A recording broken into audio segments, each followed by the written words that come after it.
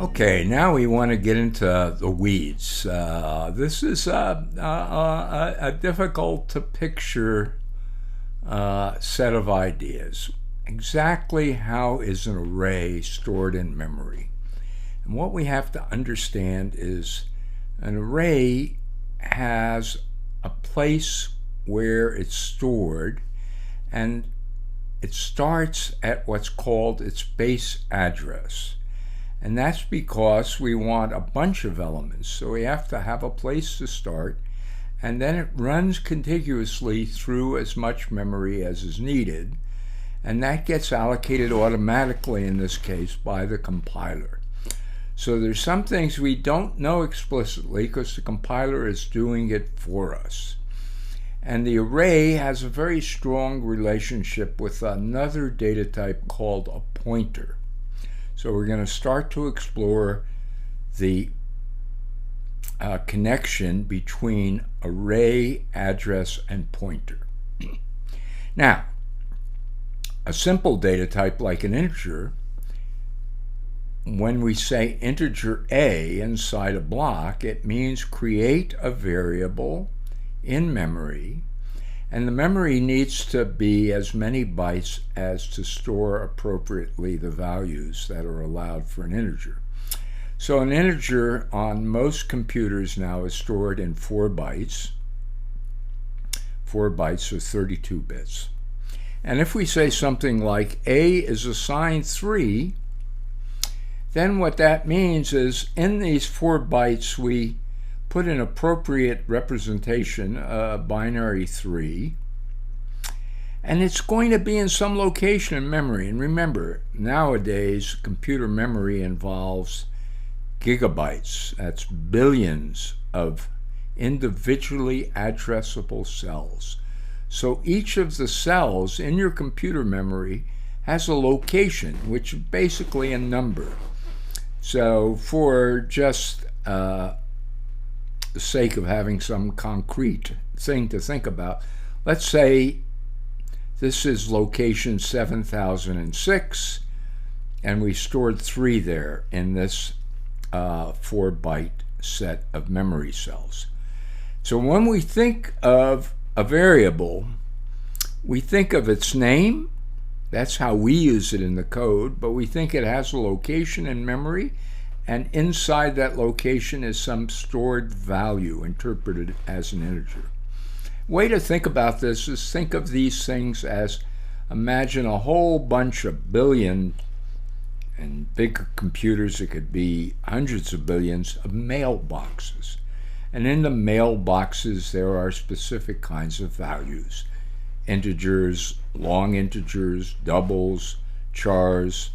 Okay, so that's what we're going to store. We have a mailbox, it has an address, that's a number, and then inside there's something which is represented as a binary set of digits and interpreted as a particular data type.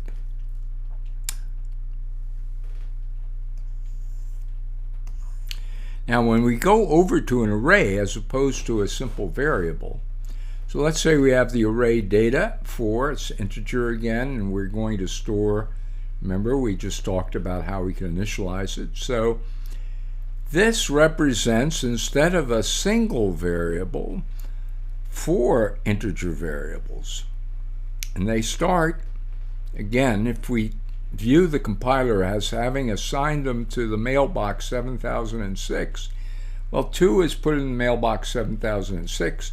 4 bytes later, at 7010, we put in 4. And 4 bytes later, in 7014, we put 6. 4 bytes later, in 7018, we put in 8. So we think of this array as having 4 individual cells, mailboxes, appropriate to that integer data type, meaning we need 4 bytes. And we can think of this as data of 0, data of 1, data of 2. There specifically is data of 3. And if you want to know how that address calculation happened, the address is equal to the base address plus 2 times the length of the 4-byte integers. So if the base address was 7006 and we need to be over here, well, that's 2 times 4, which is 8, so it's going to be 2014. That's an address calculation. So an address calculation for an array in C, base address plus the offset, the index, times the size required, the size in bytes required to store that individual data type. And that's what we mean by address arithmetic. And as I say, if these are unfamiliar notions, they do take getting used to. So it's something that don't worry about if you didn't get it. And some of you may not even need it. You'll certainly need it if you want to go on and do more computer sciencey work. But if you just want to be a simple programmer, it may be enough to just understand that indexing works for you. But really, to get to the next level, you want to really understand the notion of address. Now, there are special variables called pointer variables. They're a derived type, and the type is expressed as follows. You say what the basic type is, in this case it was an integer. Then you use the special star character, the asterisk, and then the variable name. So frequently we'll use P for pointer or PTR. And here we're declaring a variable that can point at something that can store integers, but is in fact an address. So let's say A was an integer variable, a pure integer variable. This is initialization, and we're saying here initialize this pointer to where A is stored, the address in memory where A is stored. Again, if you think back to my previous example, that would end up being 7006. It's something we don't have to know. The compiler is going to decide on it. The compiler could decide differently at different times in the compilation. So it's not something we worry about. But we have to understand that this is getting the address of this variable. And that address is being stored in P. So we can now think of P, it's this value 7006. What's stored in that area of memory is an integer variable whose value is 3, namely that was what we were thinking of as A. And now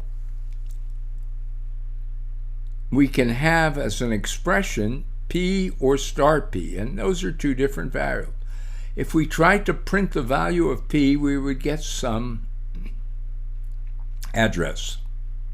If we were to dereference it, star is a dereferencing. If we were to dereference P, the value there would be the integer value 3. All right, all of that is fairly theoretical, a little hard to get your handle on if you haven't seen these ideas before, because you're really thinking at a machine level. You're thinking what the compiler does for you. But we're going to go ahead, and in the next segment we're going to write some code that will actually show what these values are. We're going to try to